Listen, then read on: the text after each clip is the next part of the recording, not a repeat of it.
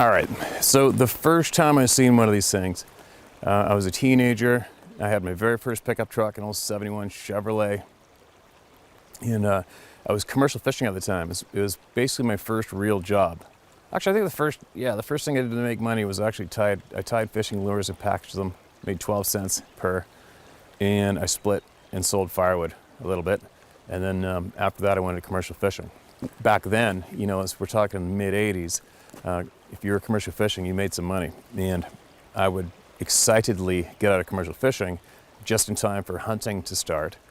And I would hunt every single frickin' day because everybody else had a normal job and had to go to work. But I was too young to hunt with a firearm by myself, so I hunted with a bow and arrow because actually nobody in my immediate family actually hunted, so I had to teach myself how to hunt, and that's what I did. I ran around with a bow and arrow by myself since the time I was like 12 years old, I think, because my mother, she lived rurally. I didn't live with her. She lived with this alcoholic dirtbag.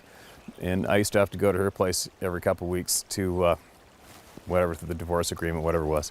And there was a little bow and arrow there. I'd just get in the house. As soon as I got there, I'd grab that bow and arrow and go running around the woods. And that's what I did, because I just wanted to stay away from that drunken scumbag who sat there in the house drinking and watching golf. God, he's a loser. I was 17 years old, maybe 18. I was probably 18 years old. You can see me here with my pickup truck. It's definitely around the same time. And where I was hunting was up a logging road, 20-something K up the main line, and then I would take this old spur, dead end with nowhere to park, but right on the side of the road, there's no turnoffs. And I would park up that road about, I think I'd go another 5K or something like that, 5 or 6 kilometers. And then I would take an old skidder trail all the way up, hike all the way up this mountain, over the top, and then over the top down the backside. This old trail was weaved down through some rocks and around these upper cliffs and go down this landing down there. And there's cliffs and big timber and a slash bowl there. And I would hunt there with my bow and arrow. It would take me about an hour and a bit to get there from the truck. And I always hunted by myself, always. I mean, let's face it, you can't still hunt with 2 people with a bow and arrow. But I always hunted by myself, and most of my friends were either still in school or they were have their day jobs, and I'm hunting every day of the week.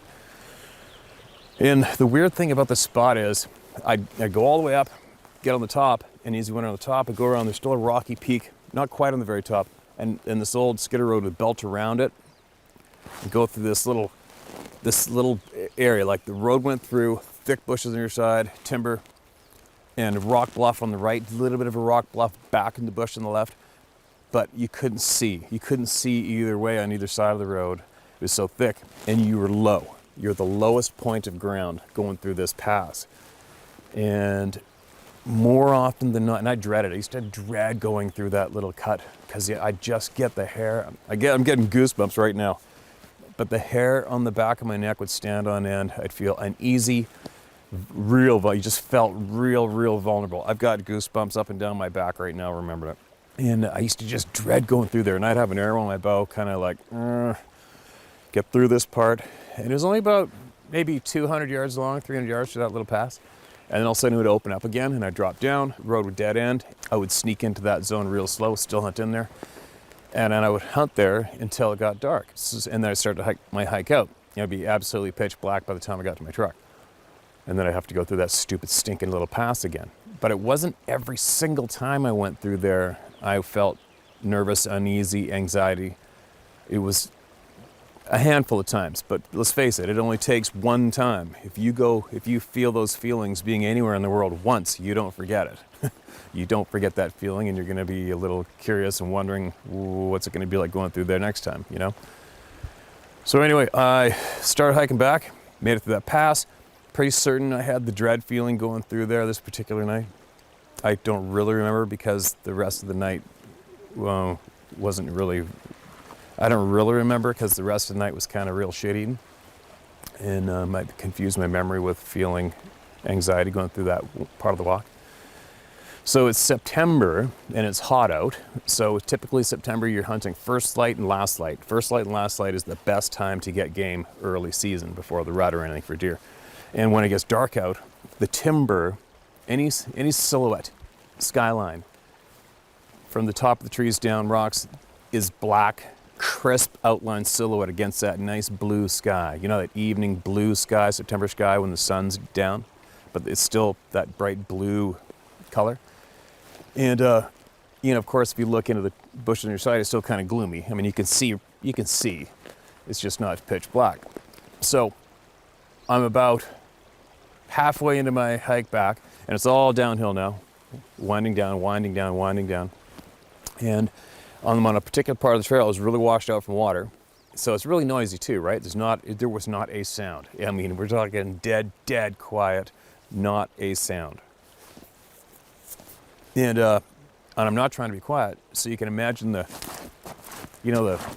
rock, can't make the sound here, but you can imagine the rock sound underneath your feet of that dry summer, September ground. And I'm not trying to be quiet. And take note, seeing light to see antlers ended half an hour previous. So you can imagine how dark it is by now, because that's when you stop hunting. You stop hunting when and obviously if there's a deer in front of you, you can't tell if it's a buck. It's too dark to hunt. But I would stay until it was absolute last chance, and then I'd start my hike back. So I'm going down like on an angle, you know, fairly steep. And you got to think this all happened really fast. So I'm going down the trail, and it goes straight down. And there's a rock bluff in front of me, a big rock bluff that hits the trail right there. So my trail obviously the trail goes down, dog legs to the right at the base of that rock wall, and keeps going down to the right and winding on back to the truck. And so I'm going down this hill. And you got to think, walking, making tons of noise, glance up. Here's this guy, skylined on top of the rock right above me, probably 15 yards, 10, 15, 15-ish. It was so blatantly obvious we were looking at each other as silly. And me, you know, 18 years old, mid-80s, no internet. Who thinks about Sasquatch? Who would ever dream for a second that the human form up there isn't a human? No one. You know what I mean? You're not familiar with Sasquatch or these beings in the mid-80s when you're 18 years old. You just aren't. And if you are, it's probably because you've seen one or a family member told you they saw one. That's about it. And there's a couple goofy, dramatic shows on TV about the subject. But yeah, so I reacted instantly with thinking it was another hunter sitting on the rock, waiting on that game trail, waiting on that road. And I just automatically thought it was another hunter waiting for last light for a deer to come walking out and shoot it. I didn't even think for a second that seeing light for deer antlers had ended 45 minutes ago, and it's way too dark to be hunting. That means he would have been sitting there in the dark wasting his time with nothing to do for 45 minutes. But anyway, I looked up, perfect silhouette. I just went, oh, hey, any luck? Like, that's how fast it was. So I'm going to walk along, look up, oh, any luck? Just like that. So I only got to look at that thing for about 2 seconds, but I do remember vividly when the second speech came out of my mouth, you could see that thing kind of move, like, oh. And, but the the part that really freaked me out at that moment was when that silhouette went like this when I spoke to it. I mean, you can't be more blatantly open to each other. I mean, we're right here looking at each other in the middle of frickin' nowhere at 15 yards. There isn't a human being alive that's not gonna go, oh, hey, how's it going? You know what I mean? So the second I spoke, it all of a sudden went like this. Kind of rose up, you could just see it getting a little bigger, and then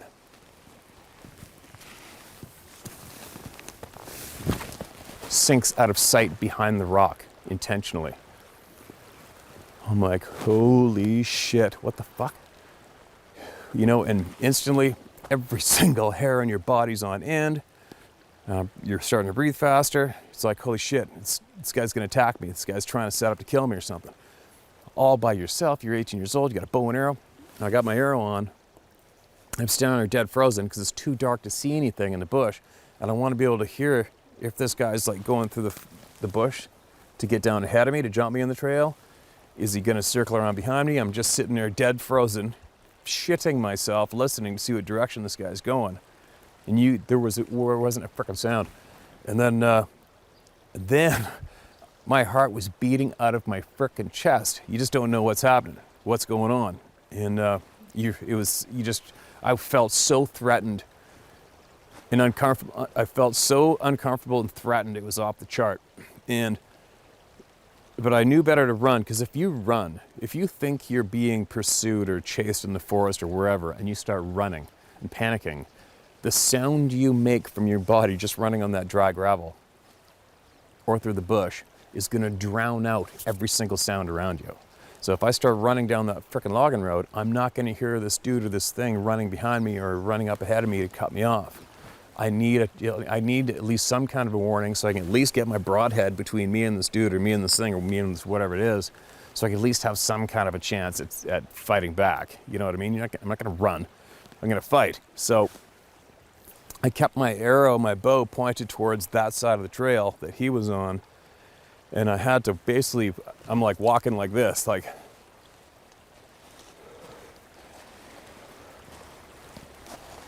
looking at the ground, just listening. I was more intent on listening, because I'm not going to see anything. It's dark out. And I had to go at that pace all the way to get to the damn truck, because there's thick bush on either side of the road all the way to the truck. It wasn't wide open. And this thing could have been anywhere between me and the truck. It probably took me about an hour of that feeling and that walk to get back to my truck. So, you know, my story isn't that exciting compared to the other ones, and compared to other episodes I've had of these things, but it was my very first one. And I went and sat in my truck. I finally got in the truck and I sat there, and I was freaking like I was on fire. You know, a common trait with all human beings is fright is actually anger. When you get scared, it's anger. And I was on fire at the truck. I wanted to find this dude or whoever it was and knock the shit out of him. You know, it's like, who do you think you are? Anyway. But anyway, I went out and looked in the road I was on. Not a track. Not a truck track, not a dirt bike track, not a bicycle track, no tracks. I'm like, huh? And then I drove back down to where my road hit the main line, and there's no tracks turning off to go up this old road that I was on. Just mine. There wasn't even a track going up the main logging road since I'd driven on it. Nothing, nobody but me. And we're talking 30 kilometers in the center of Vancouver Island, you know? And then I started getting a little freaked out, because I had a book on those things I bought when I was in grade 5. It's just one of those things in school, elementary school, where you bring in your $3, $4, whatever it was, and you look on an old menu with a whole pile of different softcover books on it. You could order 3 in the class that ordered all the books, and I ordered the one with the monster on the front, and it was actually a book by John Green on Sasquatches. But that's about the only knowledge I had on those. When I was in elementary school, I read a book once. That's it. So then, once I realized whoever it was has been here either for a while or I was absolutely confused. So we went back there. I went back there the next day with a buddy of mine, and we snuck a rifle with us and snuck a rifle in there. And I got him to go up on that rock in the same position, same spot where I was. And I went down and looked up. And my buddy, what is he, 5'10", 185-pound dude. And if he was maybe 1/3 the size of the thing that was on that rock looking at me. Maybe 1/3 of the size. And then it was like, oh my God, you know? I mean, you can imagine what the thoughts that go through your mind once you make that realization. And then, so getting back to the encounter, what happened was, you know, obviously this thing had watched me a few times up on that rock above me when I was going through the top pass, where I felt vulnerable and the hair on your neck standing up. Obviously that was a good spot for them to sit there and watch me, whatever they're doing. And then on the way out, maybe they watched me go through that pass, and then he went burned down beeline, got up on the rock to watch me again, whatever they're getting their kicks out of, right?